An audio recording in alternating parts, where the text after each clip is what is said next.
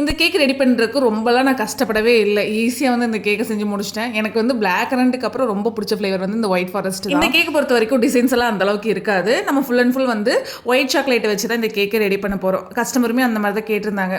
So அதே மாதிரி நம்ம வந்து ஒயிட் சாக்லேட் போட்டு இந்த கேக் வந்து ரெடி பண்ணியாச்சு. டிசைன்ஸுமே ரொம்ப சிம்பிளாக தான் வந்து கொடுத்துருந்தேன். இந்த ஆர்டர் வந்து வேறு யாரும் கொடுக்கலைங்க. என்னோட ஹஸ்பண்டோட ஆஃபீஸில் தான் வந்து கொடுத்துருந்தாங்க. 1/2 kg ஒயிட் ஃபாரஸ்ட் கேட்டிருந்தாங்க. அவங்க கேட்ட மாதிரியே கேக் வந்து சூப்பராக ரெடி பண்ணி கொடுத்தாச்சு. ஹோம் பேக்கர்ஸ்க்கு இருக்கிற டஃப்பான ஒரு விஷயம் என்ன அப்படின்னா, ஸ்பாஞ்ச் ரெடி பண்ணுறதோ இல்லை கேக் டிசைன் பண்ணுறதோ வந்து பெரிய வேலையெல்லாம் இல்லைங்க. இந்த ஐசிங் பண்ணுறது தான் பெரிய வேலை. ஏன்னா நம்மளுக்கு பர்ஃபெக்டாக ஐசிங் வரணும். எந்த இடத்துலையும் வந்து வெளியே ஸ்பாஞ்ச் தெரியக்கூடாது, கோடு மாதிரி விழுகக்கூடாது, மேலேயும் ஐசிங் வந்து கரெக்டாக பண்ணணும். இந்த மாதிரி தான் வந்து மைண்ட் செட் வந்து எல்லா ஹோம் பேக்கர்ஸ்க்குமே இருக்கும். டிசைன்ஸ் எப்படி வேணாலும் கொடுத்துக்கலாம், இல்லை ஸ்பாஞ்ச் எப்படி வேணாலும் நம்ம ரெடி பண்ணலாம். ஆனால் நம்ம வந்து இந்த ஐசிங்னு ஒன்று பண்ணும்போது ரொம்பவே பர்ஃபெக்டாக வரும். எனக்குமே ஸ்டார்டிங்கில் ரொம்ப கஷ்டமாக இருந்தது. ஆனால் இப்போ வந்து நல்லா பழகிட்டனால எந்த கேக் பண்ணாலுமே ஐசிங் வந்து பர்ஃபெக்டாக பண்ணிடுவேன்.